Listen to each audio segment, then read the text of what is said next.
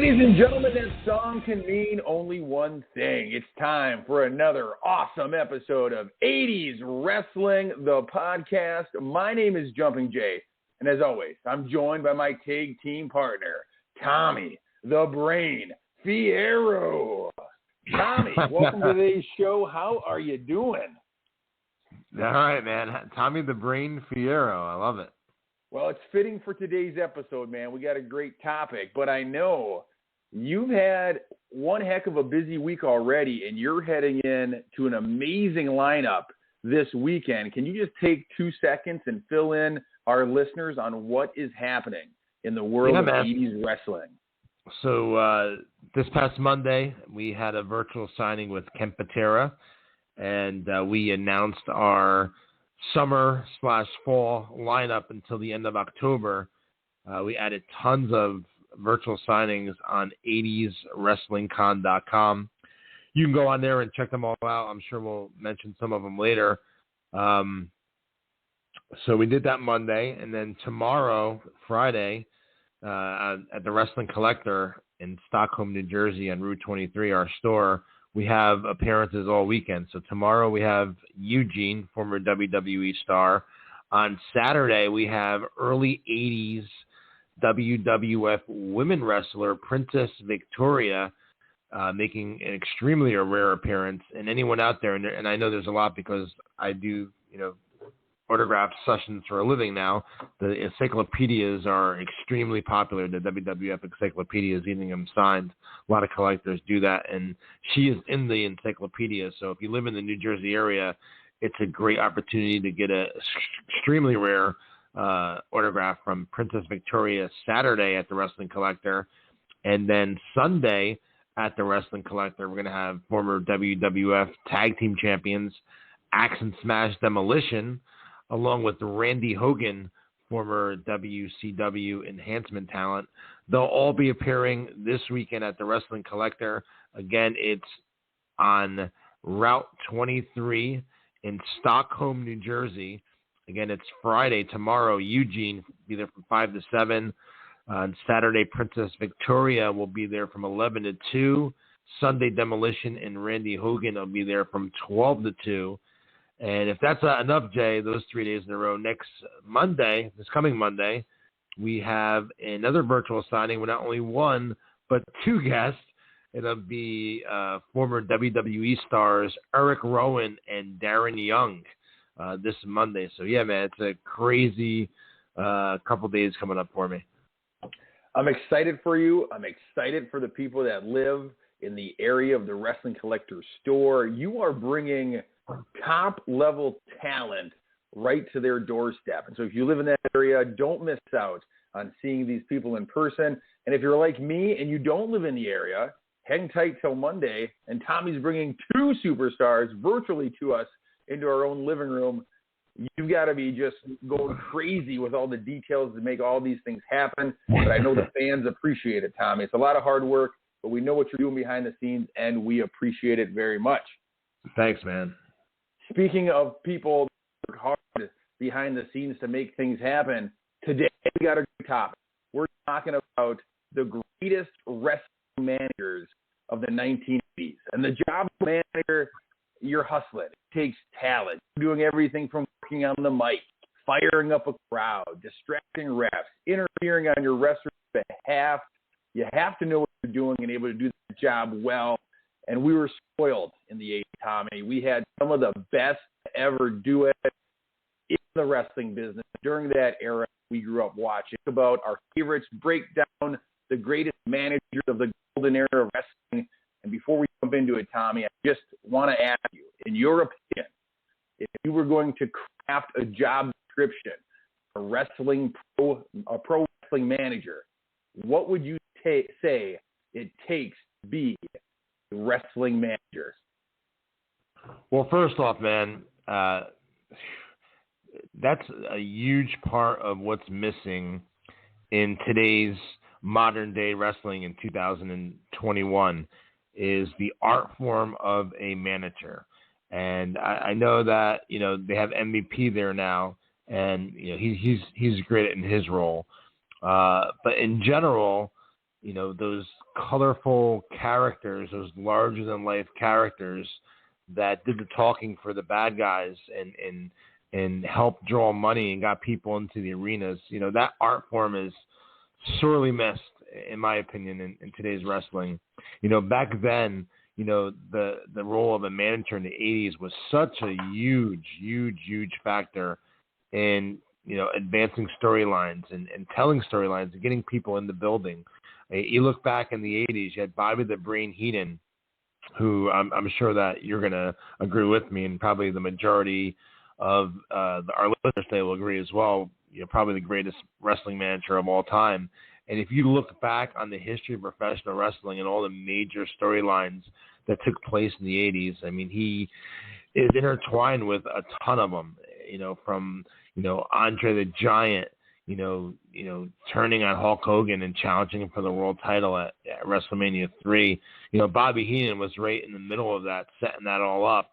And back then, guys that weren't the greatest talkers in the world, because obviously not everyone is a great talker, they would put him with a Bobby the Brain Heenan, or they would put him with the Mouth of the South Jimmy Hart, or they would put him with the Doctor of Style Slick, or they would put him with Classy Freddie Blasi, or these other, managers to do the talking for them, because the heat was on the managers, and the manager wrestling, the manager, managing the wrestler, put heat on them. Heenan did it time and time again, from Big John Studd to King Kong Bundy to Hercules to Ravishing Rick Rude. You can, question some of these guys didn't need a manager like a Rick Rude or a Honky Tonk Man with Jimmy Hart, but they added to their presentation. They added to their, their character. So, I mean, I can't stress enough how important a manager is, and I'm sure that's what we're going to be talking about throughout this episode here today. I agree, Tommy. And like you said, the art form of an effective manager is something that we don't have in today's wrestling scene, but we definitely had it in the golden era. So I think the next thing we need to do is we just need to start throwing out some names and start giving some opinions on some people. And so what I want to start with, Tommy, is I'm going to start with one that you could argue was not a manager in the traditional sense.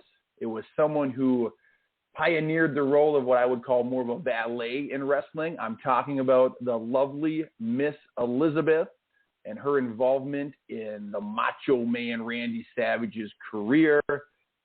Tommy, where does Miss Elizabeth land in your landscape of managers?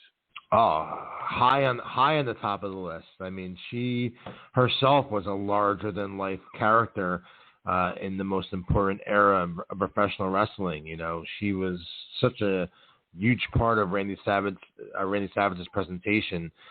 She was such a huge part in that whole storyline of Hulk Hogan and Randy Savage, and she did such a phenomenal job. If you go back and watch that stuff, her facial expressions and how she acted when Macho Man would yell, or when she, put that, that frightened face on, or that concerned look on her face, man, she was fantastic. Go back and watch some of her stuff and just watch her facials. Her facials alone, I mean, she was fantastic in her role. Absolutely fantastic. How about you, Joe? What do you think? Well, what I loved most about the Miss Elizabeth character is that she was a amazing contrast to the Randy Savage character. It was definitely like a Beauty and the Beast type scenario. You had Randy, who was, the last name Savage fit him perfectly, because he was kind of an animal in and outside of the ring, very full of machismo. He was very intense, very angry, very over the top. And then you had sweet, quiet Elizabeth. And so the two extremes of their presentation complemented each other and helped make that package what it was and so memorable.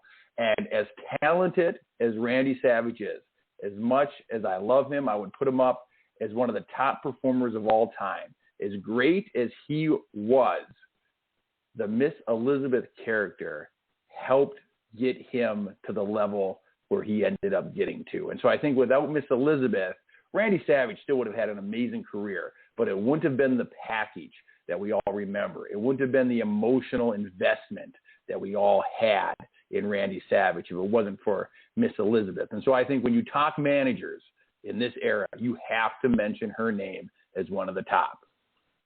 Yeah, man, I agree with you. I definitely agree with you. You know, Savage would have obviously still been iconic. There's no question about it. One of the greatest to ever do it. But she definitely added a lot to his presentation. No question about it. You know, as long as we're talking about lady managers, I want to throw out another name. Somebody who had a tremendous impact in the business of pro wrestling, first as a performer, and then later on as a manager, Sensational Sherry. When I say that name, Tommy, what type of things pop into your head?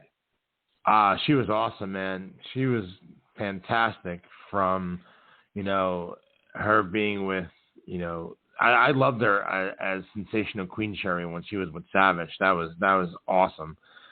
She was great with Ted DiBiase. She was great with Shawn Michaels. I mean, she was fantastic as a character, as a performer. She is someone that I think, even though, you know, everyone knows that she was really good, I think that she's someone that is grossly underrated, believe it or not. I know it sounds weird saying that, but I think that she just contributed so much to that era, and I think that she was such a over-the-top, colorful character. I don't think you hear her name enough when you talk about, you know, the greatest wrestling managers of all time. You'll hear Heenan, you'll hear Jimmy Hart, you'll hear Captain Lou Albano, but I mean, Sherry is right out there at the top as well, man. She was awesome. Really, really awesome. She was awesome. And what I loved about her character was she was somebody that you loved to hate as you were watching the storylines unfold. She had that shrill voice. She would scream. And then she was not afraid to take bumps, to put the body on the line for the sake of a storyline. And the interesting thing, when I was watching this as a young boy, what I realized early on is if Miss Elizabeth took a bump, the crowd was outraged. They hated it. When a wrestler would give Sherry a bump, the crowd would explode. They loved to see it.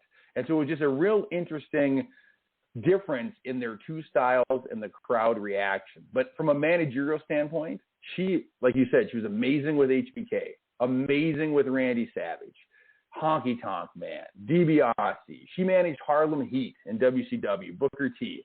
So, like, her career as a manager is legendary on its own. And then you take into account that she was an in-ring performer before that.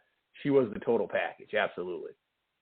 Yeah, man, definitely. So, yeah, I mean, it's fitting that you start off with those two because, though, you know, you're thinking of the greatest managers of all time.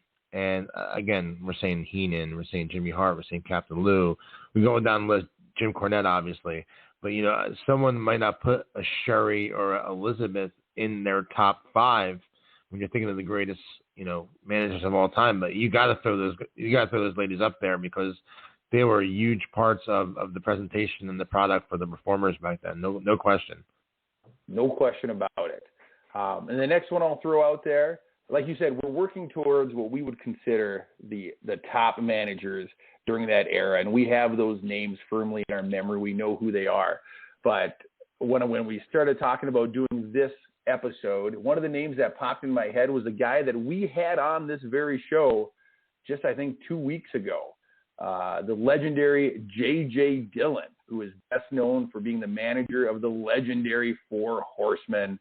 Of course, Ric Flair, the Four Horsemen. J.J. Dillon had an amazing managerial career, especially during this time period.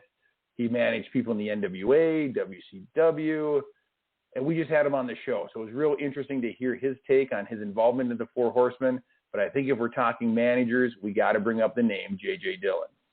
Absolutely, man. You talk about, you know, I'm sure you have these guys on your list too, but a lot of people also forget about, and probably we do too, because, you know, we make it known that both me and Jay, we grew up as WWF fans as kids. So when you're talking about the greatest managers of the 80s or of all time, you know, you're someone like, if you're a WWF fan, you're not thinking of a J.J. Dillon, a Jim Cornette, a Paul Ellering. You know, these names from down there, they were a huge part of Paul Jones. I mean, there's a lot of managers down there and NWA from the 80s as well that was, you know, really, really big names in their own right, and obviously J.J. Dillon's right at the top of the list. All right, the next guy I want to get your input on is somebody who played a huge role in the rock and wrestling connection and bringing MTV and the WWF together. Perhaps on a managerial side, best known for managing the ultra-talented tag team, your number one tag team as a child, the British Bulldogs. I'm talking about Captain Lou Albano. What are your thoughts, Tommy? Oh, man, if you talk about 80s wrestling and you talk about those colorful characters, those larger-than-life characters, absolutely, Captain Lou Albano is right up there on the top of the list. I mean, he was a star outside of wrestling as well. You know, he was in the movie Wise Guys that was starring Danny DeVito.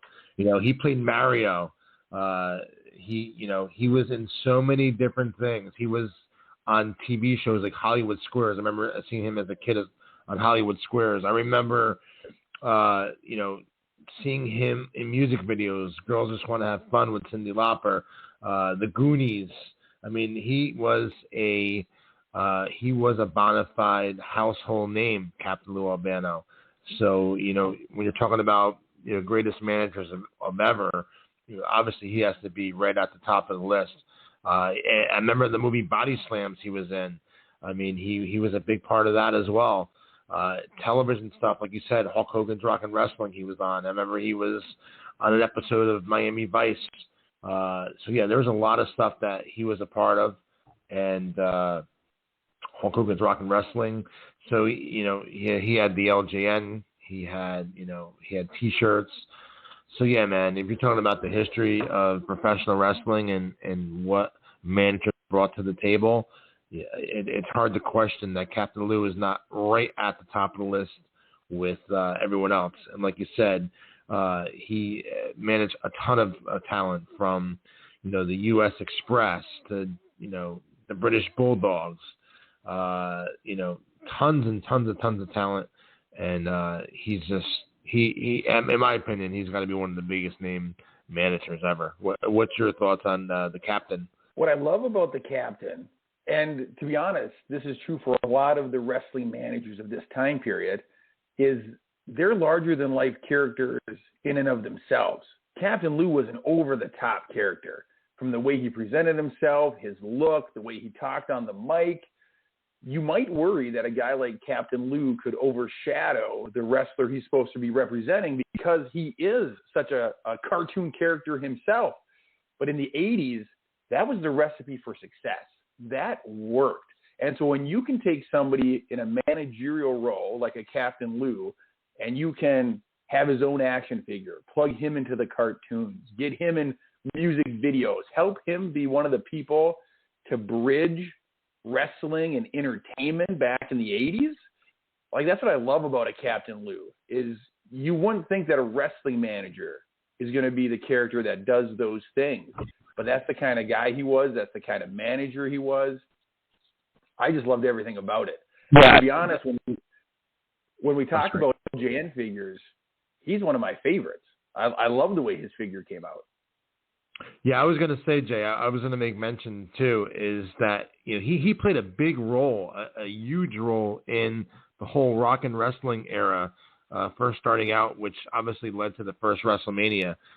So he's crucial as far as importance goes with managers because, you know, that if it wasn't for the popularity of the rock and wrestling connection with MTV leading into the first WrestleMania, I don't know if the industry would be as hot as it is right now if that first WrestleMania didn't pan out the way it did. And Lou had a big part in that. And also, I want to make mention real quick as well before we move on to the next manager, is that the career he had spanned a long time, Jay. I mean, he was even managing in the WWF back in '94 when he was managing the Head Shrinkers with Alpha. So, I mean, that's a long stretch to, you know, obviously he left the WWF. Before that, he went to the the UWF, and he had his own hotline that he was doing, but he returned to WWF in '95 to manage the head shrinkers. But man, what a long legacy he left behind. And that speaks to his talent. That speaks to Vince McMahon having faith that a Captain Lou could come back even in the mid-'90s and still add something to the product. And that speaks to why he's on this list. I'll ask this question, but I already know your answer. In the realm of professional wrestling, do you think Captain Lou is underrated or properly rated? I would say underrated, because I think that obviously they know he was one of the big managers from back then. But, you know, again, I don't know, when you're saying the manager, you say Bobby Heenan. Bobby Heenan obviously comes first in my head when I say managers. But then you go, you know, Jimmy Hart, Mr. Fuji. So, I mean, I'm sure Lou's in that top, but I still think he's underrated, because I think that a lot of people don't realize how crucial of a part he played in that whole rock and wrestling connection with Cyndi Lauper, making WWF go mainstream and pop culture at that time. I think that for that reason alone, he's underrated, because I think that he was a huge part of that. And I think that a lot of people might not realize that. What do you think about that? I 100% agree. I think in today's culture, highly underrated. I don't think his name gets brought up in conversations as much as it deserves to. I think in the early 80s, when he was on MTV, when he was on WWF television, he properly rated. People probably recognized his role and all that. But this many years removed, I just don't hear his name as often as I think we should for the contributions that he made to the business. So I would agree with you. I think right now, Captain Lou, underrated. I'll tell you a funny story real quick before we move on to the next guest. Back in the day, when I was running independent wrestling shows, ISPW, we were doing an angle with Off of the Wild Samoans WXW promotion in Pennsylvania, where we would invade each other's promotions and do you know, I was a heel manager over there when we went over there with my guys. And there was one show when it was supposed to be my guys against their guys, and I was managing my guy. I forgot who the guys were. That's why I can't say what their names were. I was managing my guys, and Captain Lou Albano was managing the other team. And I was so excited all day long, because I was, you know, going to be working against Captain Lou Albano, and that, you know, the whole working plan was he was going to, you know, punch me, and I was a bump for him at the end. I was so excited all day long to do this. And I remember it was at a hotel. It was a TV taping for they had local a local TV show out in Allentown. So all day long, I'm looking forward to, you know, working with Captain Lou Albano and bumping for him, because obviously I grew up a huge fan of his, you know. So you know, as the day goes by, you know, he's drinking in the locker room, to the point where, you know, he's a little out of control, and he got sent home.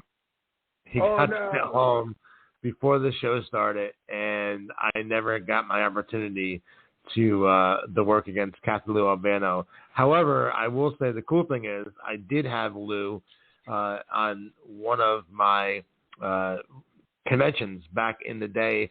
I did a tribute to WrestleMania 1 convention the day before WrestleMania 20. And I had Lou on that, so at least I could say I used Lou Albano on his show in the past. But it would have been cool to get bumped by him. It would have been cool to get bumped by him, but it's cool that you have personal run-ins with him, even if it wasn't inside the squared circle or out of the apron. But very cool, man. I wonder, so in a situation like that, because I'm sure he's advertised for that show, what does the PA announcer say to the crowd to explain his absence, or do they just not even mention it? They didn't mention it. They just keep on rolling. And we're going to keep on rolling here, Tommy, because there's lots of names to go through, big names coming up. As we're going through our list here, I'm realizing a lot of the best managers were the ultra heel managers.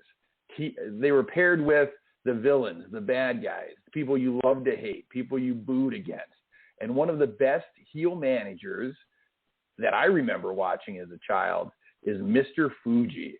He's always teamed with the big, bad villain team, whether it was Demolition during their heel run, whether it was Warlord and Barbarian during their heel run, Mr. Fuji was always teamed with the bad guys, and he was always underhand, sneaky with the cane, with the salt in the eyes. What are your thoughts on Master Fuji? Oh, it was awesome. I mean, from Fuji Vice with Don Morocco to Demolition. What a crucial part he played with them. I mean, God, he was in Hulk Hogan's Rock and Wrestling cartoon. He's pop culture as well. The LJN figure. He was during that time frame where it seems, in my opinion, because I the majority of my signings are with these 80s legends, they still stand the test of time. They're such larger than life characters. And, you can't say, this was 30 years ago, 35 years ago. You can't say 35 years from now that people are going to remember. No disrespect. I think MVP is phenomenal. I'm only using him as an example because he's currently in that role as a manager in 2021. I don't know if they're going to, 30 years from now, look at him and say, man, remember MVP, man, how great was he? And he is great, obviously. I don't mean it in a bad way at all, but they were just such all larger than life, colorful characters back then. And it's nothing against today's generation of anyone that's doing it, but they were like, I don't want to say cartoon characters, but he was a cartoon character in Hulk Hogan's Rock and Wrestling. They were just such colorful characters, and just the way they were portrayed, the way they were presented to the audience, what they wore as far as their outfits go. I mean, if you ask any wrestling fan, what did Mr. Fuji wear? And they're going to tell you what he wore. He wore a black suit with a black hat and a bow tie. Like, if you ask someone 30 years from now what MVP wore, what are they going to say? And again, I don't mean it in a bad way. You know what I'm saying, right? Absolutely. I'm tracking with you. You're absolutely right. So, yeah, man, I think that he's phenomenal, What I loved about Mr. Fuji was, man, like you said, the outfit that he wore, the black tuxedo, the hat, the cane. When he was with Demolition and Powers of Pain, he would have the face paint on. He looked like he could be a James Bond villain or a Batman villain. Like, he looked like he was a villain that could cross over in other areas. I loved how sneaky he was. I loved that he abandoned Demolition and went to Powers of Pain. He made a turn to another team. His package was phenomenal. And he's another one whose managerial career lasted longer than I think most people remember. He first started managing. He had a great career as a wrestler before that, which helped.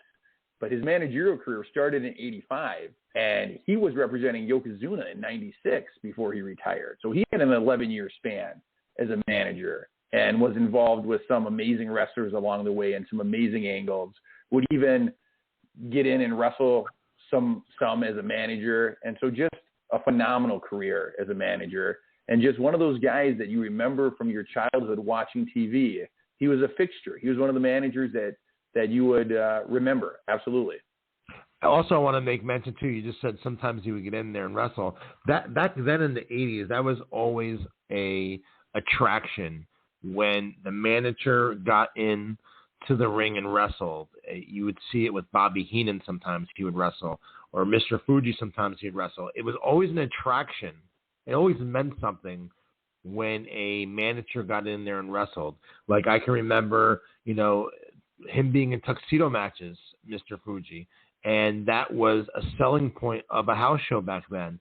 Or when it was Hulk Hogan and Mean Gene Okerlund against Mr. Fuji and George Steele. I mean, you look back on some of these moments, like, if Bobby Heenan lost his match, he had to put on a weasel suit. And it was stuff like that. When the managers wrestled back then in the 80s, it was an attraction. It meant something. So that just also goes to show their drawing power. You put that on a marquee back in 1987 that it was going to be, Andre the Giant and Bobby Heenan and a match against Hulk Hogan and Junkyard Dog. I'm just using these names as an example. people were excited for that. People wanted to see Bobby Heenan get his ass kicked. People wanted to see Mr. Fuji get his ass kicked. People wanted to see Jimmy Hart get their ass kicked. So yeah, man, I think that's another thing that that's missing is just that.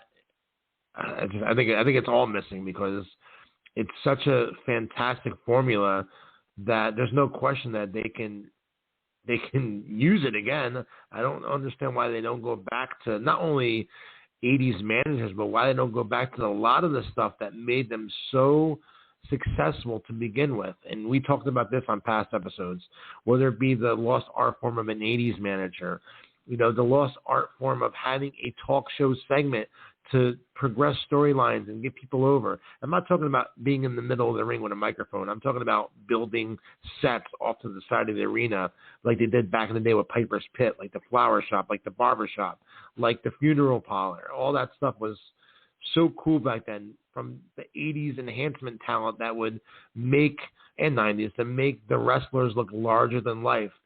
Back then, you'd have to, pay money to go to the arenas to see, Superstar A collide with Superstar B.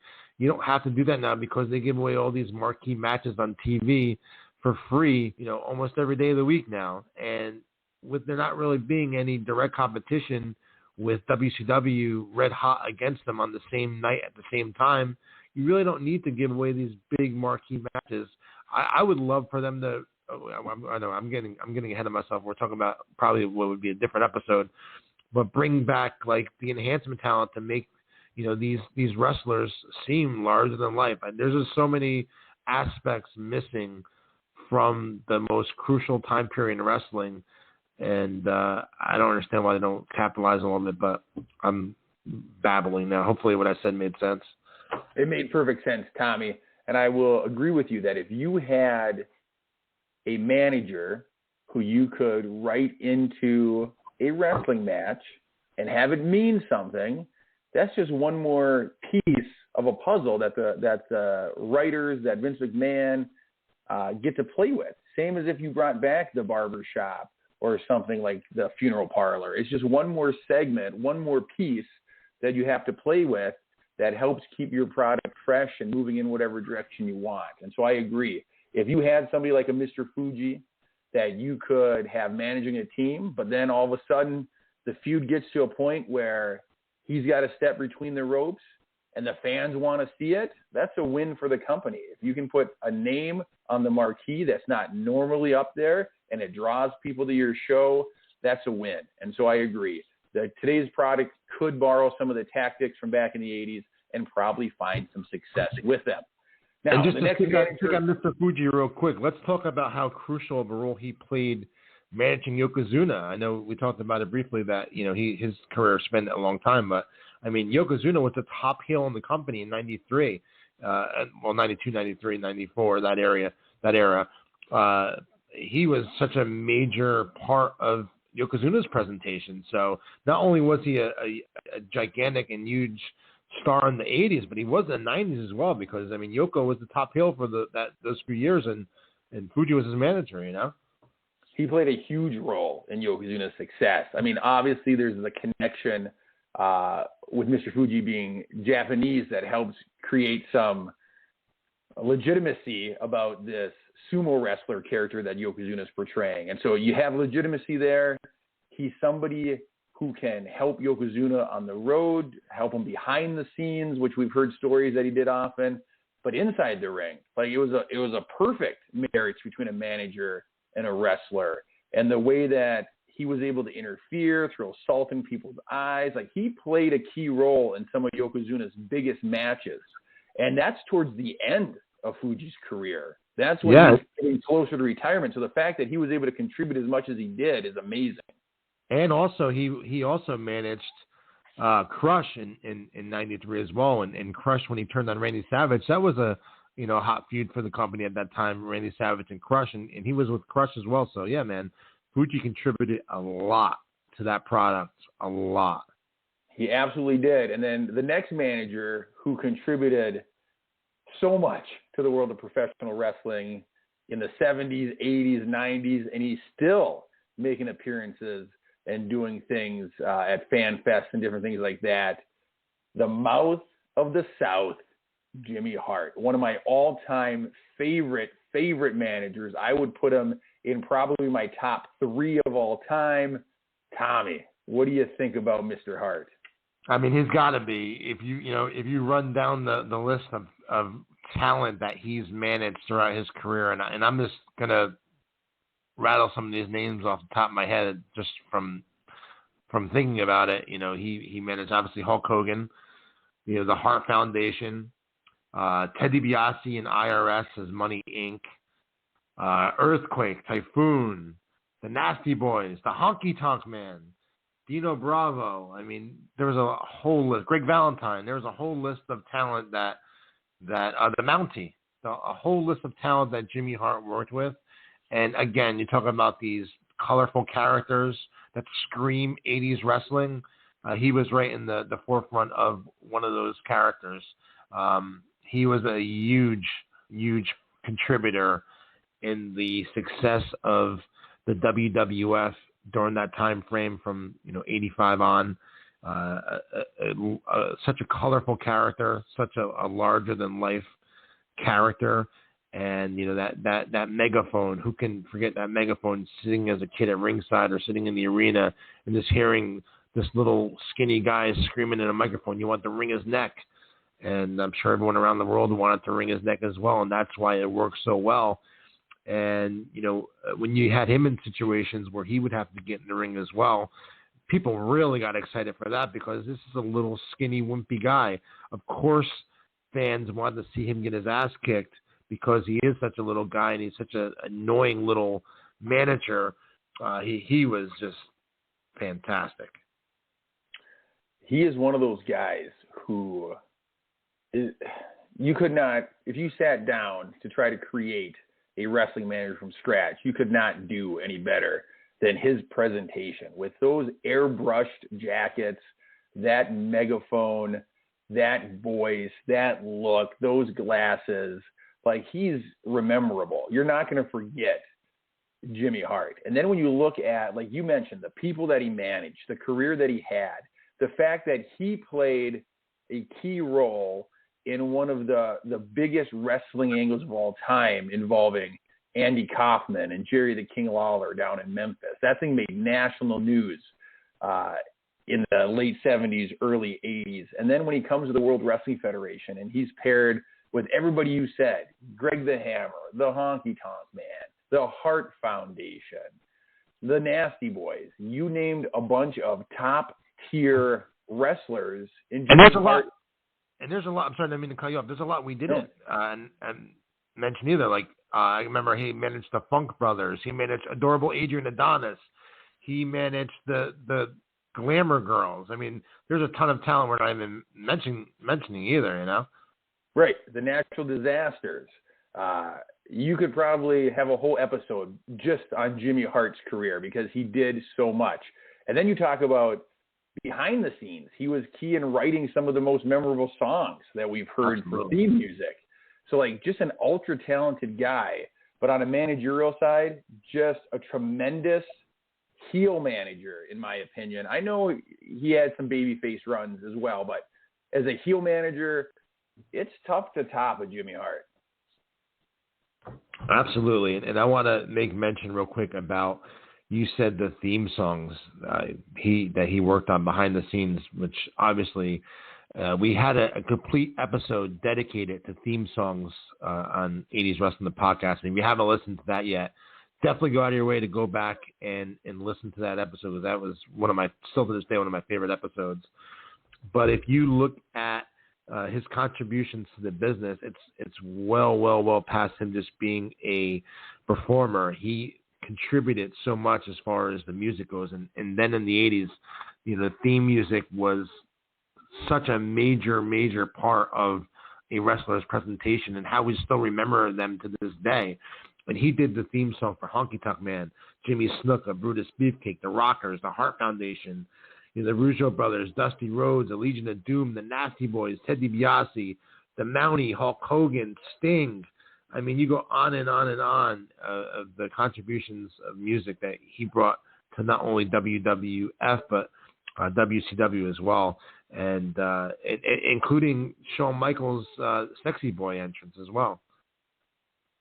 Just an uber talented guy. And if you think about, you could call it luck, you could call it fate, but the fact that a guy like Jimmy Hart lands in the World Wrestling Federation at the time that he did, think of how different the product would have been. One, if we didn't have him as a manager. Two, if Shawn Michaels didn't have the Sexy Boy theme, if these theme songs that he composed were never part of the package, like, it would have been a completely different landscape. And so you just got to, like, as a fan, you just have to be appreciative that Jimmy Hart came along at the time he did and was able to share those talents with us. Absolutely, man. All right, we're making our way through managers, and we're going through them fast and furious because there's so many. You could sit and you could have an episode on each one of these for sure. And I know the big one is still to come. We're saving him for close to the end. But there's a few others that we can mention before we land there. One of them that was probably maybe more 70s than 80s, but he was finishing up in the 80s because I have his LJN figure. Another heel manager who was tremendous at drawing heat and then was very good at transferring that heat from him onto the wrestlers he managed. And he managed some big names: Adrian Adonis, Jesse Ventura, Nikolai Volkov, the Iron Sheik. I'm talking about classy Freddie Blasi.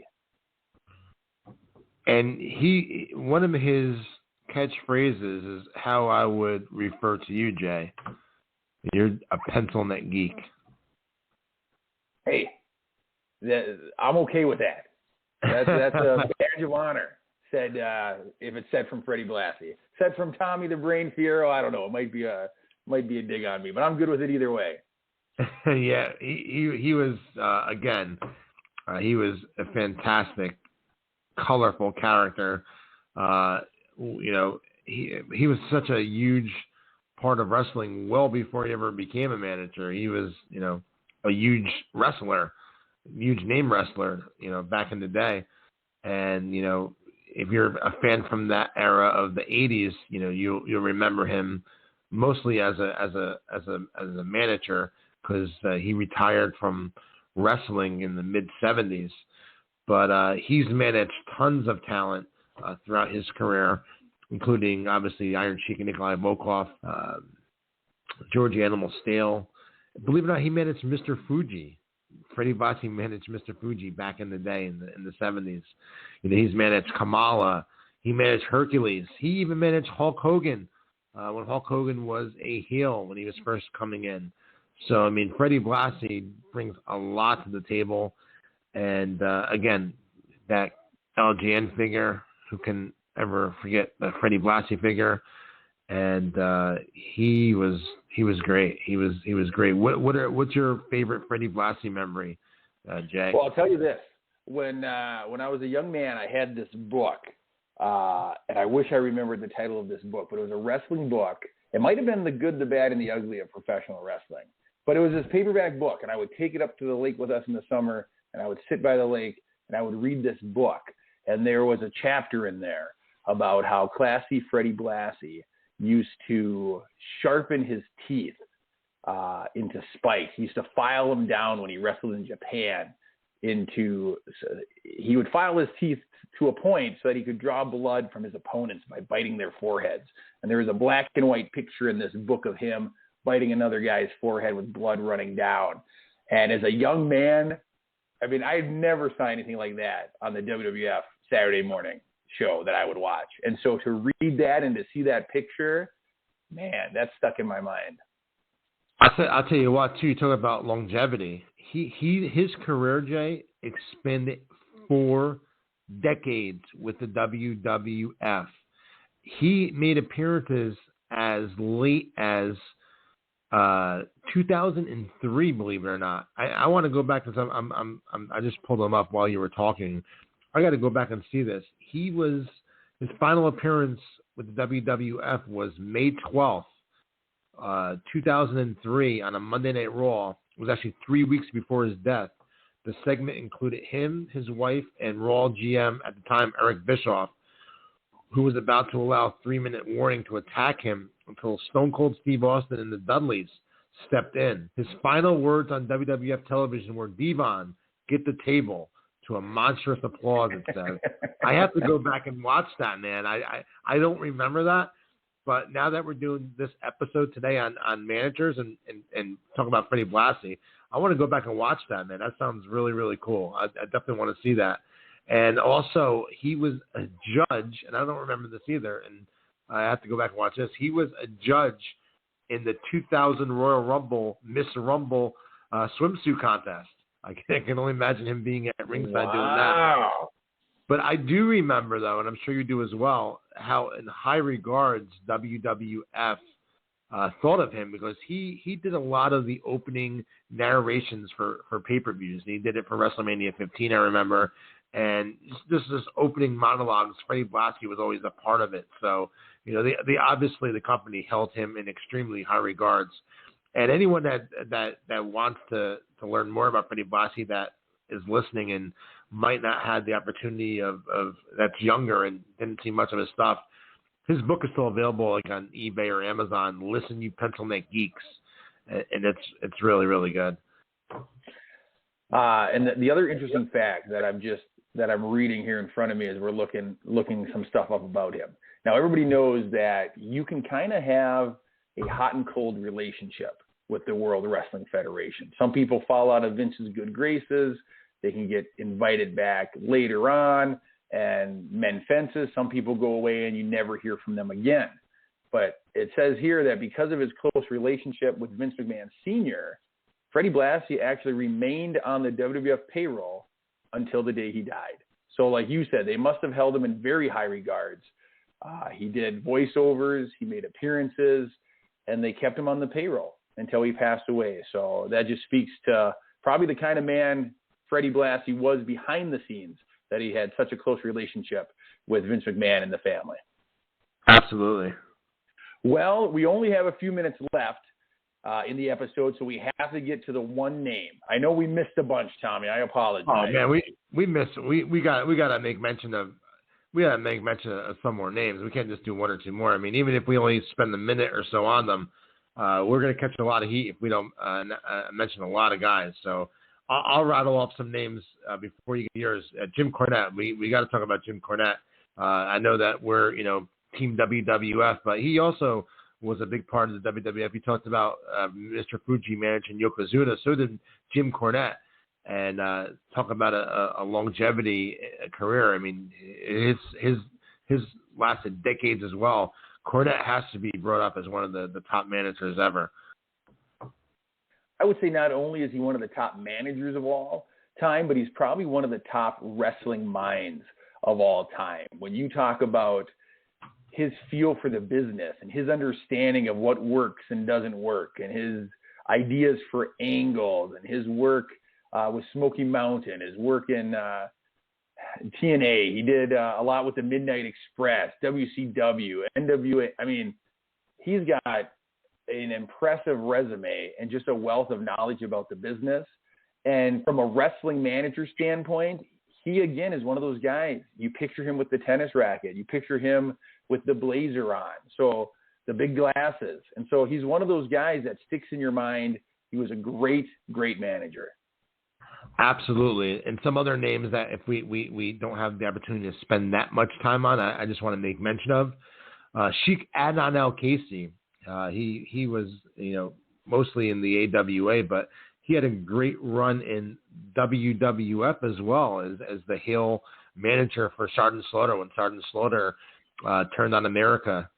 He definitely has to be made mention of. He was a significant part of that angle. Absolutely. Just keep naming names, Tommy. There's so many people we could mention. I don't know if you want to go back and forth with some names or if we just want to. Yeah, I can rattle some off and then we'll get rattle some off, man.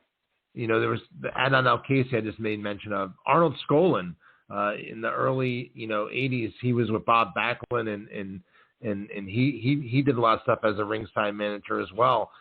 Baby Doll from NWA. Got to make mention of her. Obviously, Bobby Heenan we're going to get into. Brother Love was briefly a manager in the WWF before he turned to being the character that he was. But he also managed back in the GWF back in the day as well. So you got to mention him. You have to make mention of Dark Journey, talking about NWA, Jim Crockett Promotions. She was a part of that. Missy Hyatt, you got to make mention of. Dutch Mantell, not only was he a fantastic performer, but he was also a manager as well throughout that time frame. Frenchie Martin, we didn't make mention of Frenchie Martin. USA is not okay. Talk about NWA managers. Gary Hart, the genius Lanny Poffo, even though he was a wrestler, when he was a manager for Mr. Perfect, that was a fantastic character as well. Talk about managers. How can we not mention the Grand Wizard that was in the WWF? There's so many guys that he managed. Harvey Whippleman, we didn't make mention of. Just going down the list, there's just tons of guys, and obviously too many to get into. John Tolis, he had a brief run as the coach in the WWF with Mr. Perfect.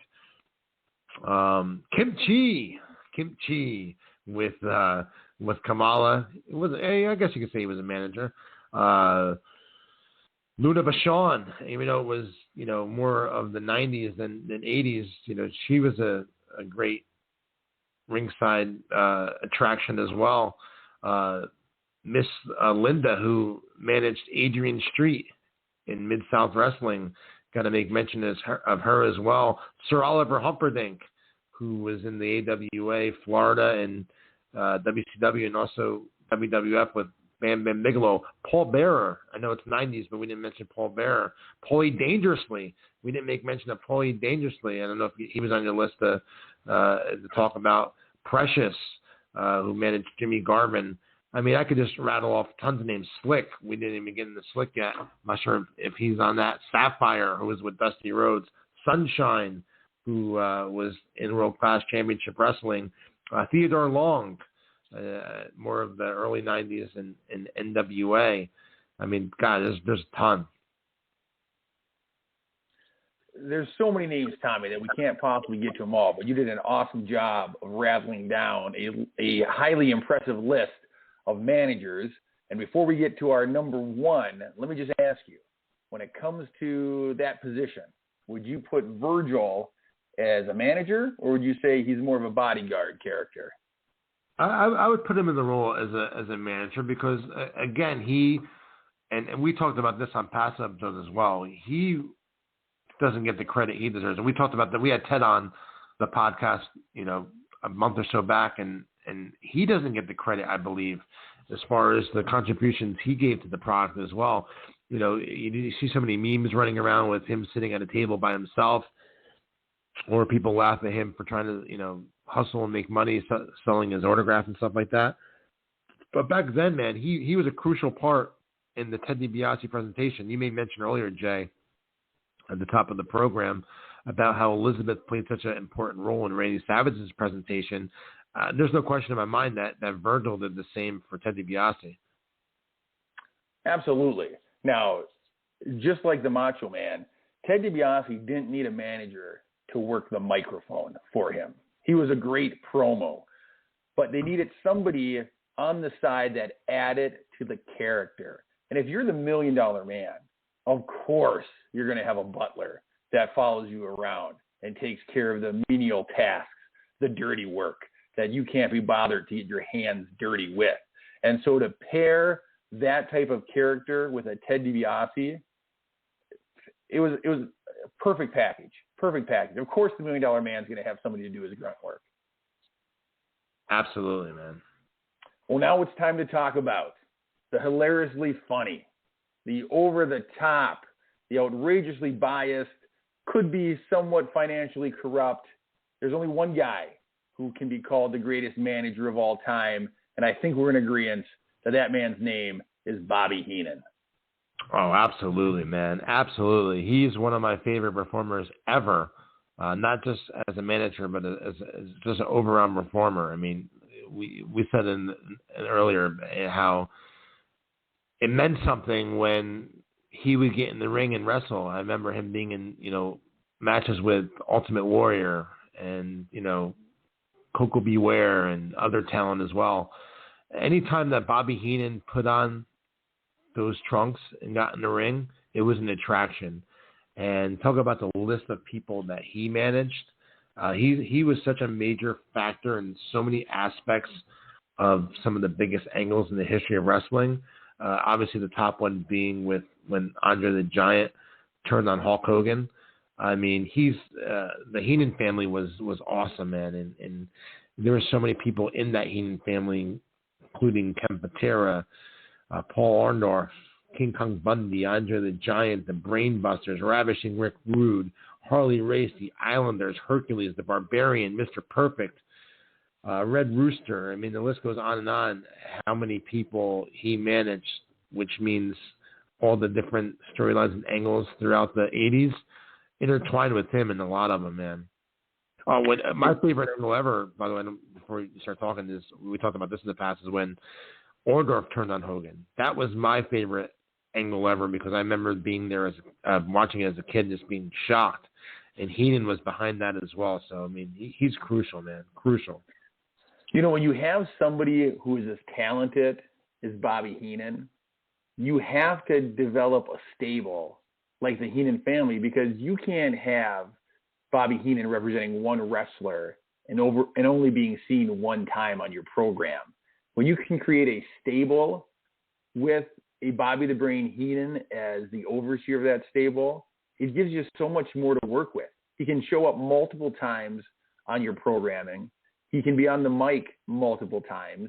He can do different things. That's how great Bobby Heenan was. When he's representing one wrestler, he might have to get into the ring and take a bump. The next time you see him, he might just be working the crowd and yelling at some lady in the front row. He was versatile. He understood the business. He could sell. He was no doubt the best manager that wrestling has ever seen, because he could do so much. And like you said, there would be times where he would get into the ring and people loved to see him put on a pair of tights. One, because he didn't look like a wrestler. He looked ridiculous in the wrestling tights. And that's something that as a fan, you appreciate it. And that was part of the package, is you didn't expect him to look like a wrestler. So when you actually saw him come out in tights, it was a spectacle. It was something that you would pay to see. And then when you talk about the amazing names that he represented, that Heenan family that you just ran down, all of those are top level performers, all of them, you know? And so that his name was associated with legendary wrestlers, and that you still talk about Bobby Heenan and not just those legendary wrestlers, speaks to how good he really was. And not only as a manager, Jay, just as him and Gorilla Monsoon were the greatest, in my opinion, color commentary team ever. So not only was he a manager, but I mean, how all the memories of him on Primetime Wrestling with Gorilla Monsoon and them calling the action, and just, you know, all the different catchphrases he had, like humanoids and ham and eggers. And he's just, I mean, you talk about 80s wrestling, WWF, you can't think of it or you can't talk about it without mentioning Bobby the Brain Heenan. It's impossible. So for that reason alone, he has to be, in my opinion, considered the greatest wrestling manager of all time. You know, you raised an interesting point. If we were doing a show on the best commentaries in pro wrestling history, we'd be talking about Bobby the Brain Heenan on that list as well. He was so good at whatever he did that he became one of the top people to ever do it. Like you said. And you hear wrestlers commentaries ever. And you hear wrestlers, they do interviews, Jay, from back in that era.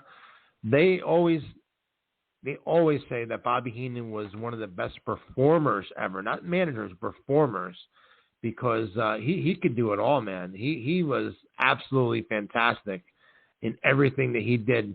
And he generated a lot of money for that company, and he helped, in my opinion, big time, raise the height and popularity of Hulk Hogan during that time frame, because you need to have that hated villain for the fans to get behind that babyface to get, you know, their revenge. And Heenan was the perfect person for that role, and he fed Hulk Hogan talent for years, and he was a thorn in Hulk Hogan's side for years, and he's just absolutely fantastic. You know, we talk about how in order to have a truly over fan favorite babyface, you need an equally hated villain on the other side to make it work. And when you have somebody like Bobby the Brain Heenan and his Heenan family, what you can do is if Hogan beats one of those guys, Bobby Heenan can just bring out the next one. And so it created a stable of wrestlers for baby faces to have to get through. And in Bobby Heenan's mind, the way he portrayed it is you're never going to beat the Heenan family. You might beat one of my wrestlers. You might beat two of my wrestlers. But at the end of the day, some way, somehow, the Heenan family will come out on top. And so just an amazing way to book wrestling when you have that kind of manager that can do that kind of work to not only get his own self over, get his own stable of wrestlers over, but then to ultimately get the babyface over. Tremendous. Yeah, man. And I'm also really happy to say that I had an opportunity twice to have Bobby Heenan at my shows. I had him on 2 conventions back in the day. So it's really cool to say that I had him on my shows in the past. I had Jimmy Hart on a convention in the past as well. Johnny Valiant I had on a convention back in the day. So there was a lot of guys that we mentioned off that I actually had the pleasure of having at my events back then. And one of them that we have coming up is the Doctor of Style, Slick. We just announced our summer-fall schedule. Slick's going to be one of our virtual signings. He's going to be on Monday, September the 20th. And also J.J. Dillon we have coming up. I'm going to have him with Barry Windham on October the 11th. So we just added a ton of virtual signings. We just announced the Honky Tonk Man last night. He's going to be making a rare appearance with us on Monday, September 27th. And you can believe today up on the website will go on sale for Honky Tonk Man.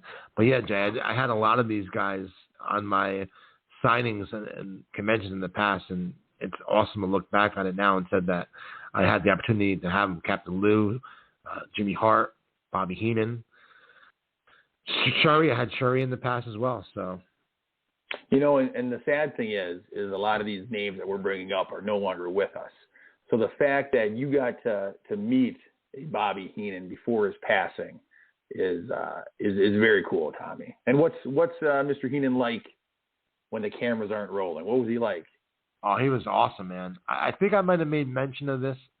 I don't know if I made a mention of it on here, but I know I told someone the story. It might not have been on here, but I'll tell you how cool Bobby Heenan was. Is when I booked him for my convention, he never even asked me what he was getting paid. He never even asked me what he was getting paid. Take that into consideration for a second. Obviously, I took care of him and I gave him a good payday, but he never even asked me, first time I ever booked him, what he was getting paid. That's nuts if you think about that. Well, that tells you right there that he loves and appreciates being around the fans, that he was excited just to come and do the event without doing it just for the money. That's very cool. Yeah, man. All right, Tommy. Well, like you said, you have Slick coming up, and we didn't really talk about him much. So before we go to our final segment of the show, we should let people know that, yeah, you have Slick showing up, and it's kind of a rare thing. I don't think he does many appearances and many signings. And one of my favorite memories of Slick is obviously his affiliation with the one-man gang's changeover to becoming the African Dream, Akeem. And then when he teamed with the Big Boss Man as the Twin Towers, Slick was there when the Twin Towers main evented the match against Hogan and then WWF champion Macho Man Randy Savage, the Mega Powers, in what I consider one of the greatest angles ever when Miss Elizabeth took that bump and Hogan took her to the back. So Slick was there. He played a part in that. Absolutely, man. He's another one that's that larger-than-life, colorful character. He was an LJN. He played a part in that whole era as well. So, yeah, I'm looking forward to having him. And, again, you can, for any of these upcoming signings, you can go to our website. It's 80'swrestlingcon.com. You select the photo that you want. You can tune in live to our Facebook page on the date of the signing, and you can see the date on the signings on the website.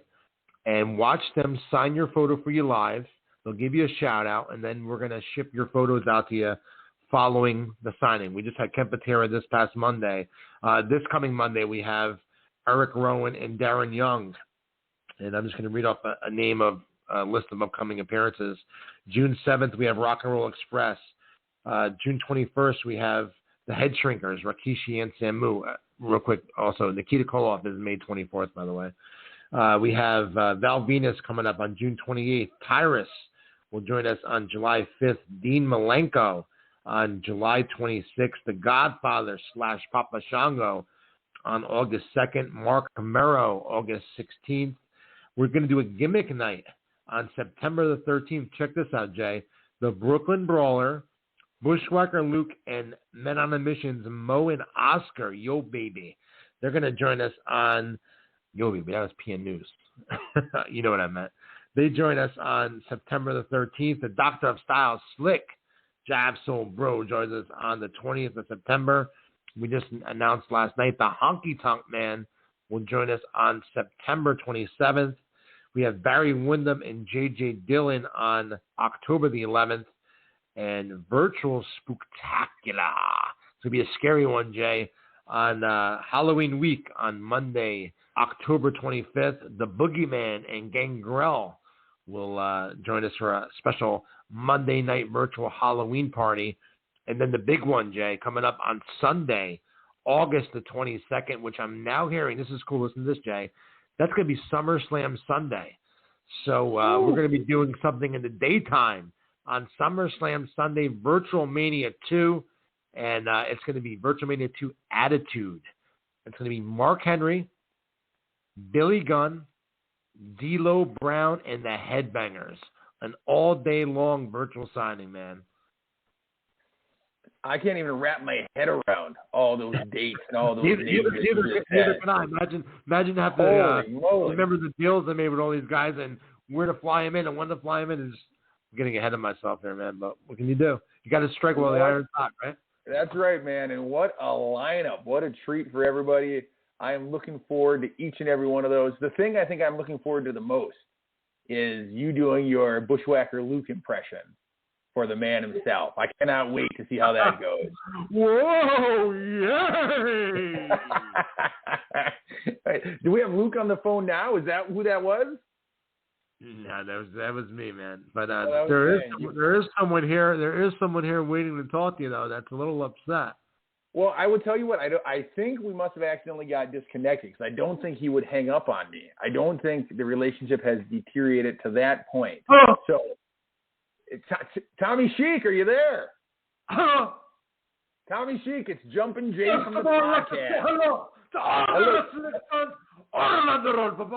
Last week, fucking bullshit. You cut me off. I'm talking. You know answer. I talk. You know answer. I talk. You know answer. No, fucking bullshit. I think what happened was we got disconnected, Tommy. I would never disconnect. Well, the good news is we're connected now, and I can hear you loud and clear. So, do you mind if I ask you a question, sir? No more question. Just one more question. No more question. Okay.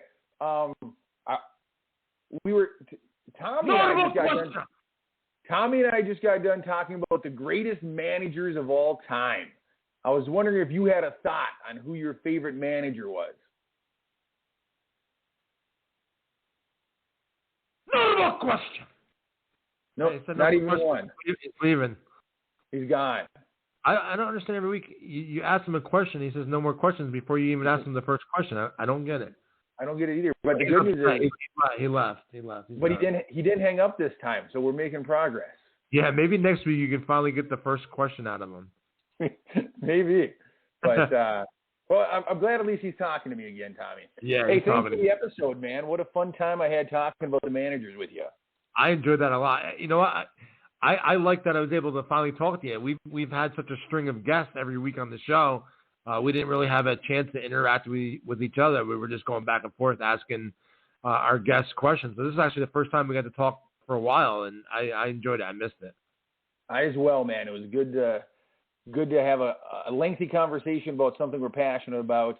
You have a tremendous schedule coming up. I'm super excited. I'm guessing you're off to the Wrestling Collector right now. You got to put in a day's work. Right now, man. As soon as I get off the show, I'm driving up and getting things ready for this weekend. That's wonderful. Well, enjoy it. Enjoy today. Thanks, everyone, for listening. I'm Jumpin' Jay. Tom, you got anything else? No, man. Just hope to see anyone local that lives in the New Jersey area. Hope to see you guys this weekend. Again, tomorrow, Friday, Eugene will be appearing tomorrow night from 5 to 7. Princess Victoria Saturday from 11 to 2. And Sunday Demolition will be there with Randy Hogan from 12 to 2.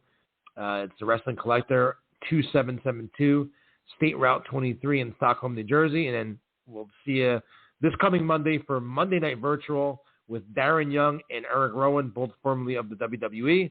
Until then, I hope everyone has a great weekend. Jay, I hope you have a great weekend. And we'll catch you here next week right here on 80's Wrestling, the podcast.